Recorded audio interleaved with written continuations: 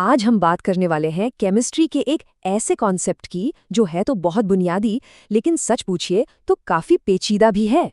तो चलिए शुरुआत करते हैं एक सवाल से। कुछ मॉलिक्यूल्स इतने स्पेशल क्यों होते हैं? जैसे बेंजीन को ही ले लीजिए। ये असाधारण तौर पर स्टेबल यानी स्थिर होता है, बिल्कुल चपटा, पर ये केमिकल बिहेवियर के आम नियमों को मानता ही नहीं। आखिर क्यों? और बस यहीं से शुरू होती है हमारी आज की पहेली, जिसे हम सुलझाने की कोशिश करेंगे। हमारा फोकस रहेगा बेंजीन के इन्हीं अनोखे गुणों पर। तो इस रहस्य को सुलझाने के लिए जो पहला सुराग मिला ना, वो काफी शानदार था। ऐसा लगा कि बस पहेली सुलझ ही गई। इस खास स्टेबिलिटी के पीछे जो प्रॉपर्टी है उसे कहते हैं एरोमेटिसिटी, और ये ऑर्गेनिक केमिस्ट्री का एक बहुत बहुत जरूरी कॉन्सेप्ट है। इसके लिए एक बड़ा ही सरल लेकिन पावरफुल फॉर्मूला दिया गया, जिसे हकल का नियम कहते हैं। ये नियम किसी भी मॉलिक्यूल की नॉर्मल स्टेट यानी ग्राउंड स्टेट में, मतलब जब मॉलिक्यूल एकदम शांत हो, उसमें कोई एक्स्ट्रा एनर्जी न हो, ये पता लगाने का सबसे बड़ा पैमाना बन गया कि वो एरोमेटिक है या नहीं। अब यहाँ देखिए, दो क्लासिक एग्जाम्पल से ये बात बिल्कुल साफ हो जाती है। एक तरफ है बेंजीन, जो इस नियम को मानता है और इसलिए वो बेहद स्टेबल है, और दूसरी तरफ है साइक्लोब्यूटाडाइन, जो इस नियम को नहीं मानता और इसीलिए वो बहुत ज्यादा रिएक्टिव और अनस्टेबल है। तो क्या ये सीधा सा नियम ही पूरी कहानी है? हाँ, शायद नहीं। चलिए आगे देखते हैं कि मामला और कैसे पेचीदा हो जाता है। रिसर्च बताती है कि एरोमेटिसिटी कोई ऑन ऑफ स्विच की तरह नहीं है कि या तो वो है या नहीं है। नहीं, ये तो एक स्पेक्ट्रम की तरह है, एक स्केल पर मौजूद है और असल में काफी कॉम्प्लेक्स चीज है।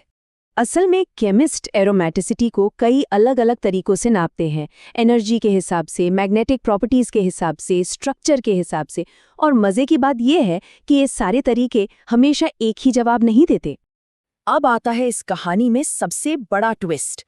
यहाँ एक बहुत जरूरी सवाल उठता है, क्या होता है जब इन मॉलिक्यूल्स पर लाइट पड़ती है? मतलब जब कोई मॉलिक्यूल एनर्जी को सोखकर एक एक्साइटेड स्टेट में चला जाता है, तो क्या ये नियम भी बदल जाता है? और जवाब है हाँ। फोटोकेमिकल कंडीशन में, यानी जब रोशनी मौजूद हो, तो हक्कल का नियम काम नहीं करता। तब सामने आता है बायर्ड का नियम। और ये नियम क्या करता है? ये मॉलिक्यूल की एक्साइटेड ट्रिपलेट स्टेट में, जो कि एनर्जी से भरी एक खास अवस्था है, एरोमेटिसिटी के लिए इलेक्ट्रॉन गिनने के पूरे नियम को ही सिर के बल खड़ा कर देता है। मतलब बिल्कुल उल्टा कर देता है। तो मतलब क्या हुआ? मतलब ये कि हमारा जो स्टेबल एरोमेटिक बेंजीन था, वो अब अनस्टेबल और एंटी एरोमेटिक बन गया। और जो पहले से ही अनस्टेबल साइक्लोब्यूटाडाइन था, वो अब स्टेबल और एरोमेटिक हो गया। सब कुछ पलट गया। अब ऐसा लग सकता है कि ये तो बस केमिस्ट्री की किताबों की बातें हैं, लेकिन नहीं, इस नियम के पलटने को समझना बहुत जरूरी है, क्योंकि असल दुनिया में इसके बहुत गहरे मायने हैं। सोचिए जरा, एरोमेटिसिटी एक ऐसा फंडामेंटल कॉन्सेप्ट है जो हर जगह असर डालता है। हमारे डीएनए में न्यूक्लिक एसिड की स्टेबिलिटी के लिए ये ज़रूरी है। मटेरियल साइंस में पॉलीमर और डाइज कैसे काम करेंगे, ये इस पर निर्भर करता है। मॉलिक्यूलर इलेक्ट्रॉनिक्स से लेकर नए और बेहतर कैटलिस्ट बनाने तक हर जगह इसकी भूमिका है। तो जब साइंटिस्ट्स ये समझ जाते हैं कि कौन सा नियम कब लागू होगा और कब पलट जाएगा, तो वो इन मॉलिक्यूल्स के गुणों को कंट्रोल कर सकते हैं। और इसी समझ से वो नई नई चीज़ें, नई मटेरियल्स और यहाँ तक कि मॉलिक्यूलर मशीनें भी डिज़ाइन कर पाते हैं।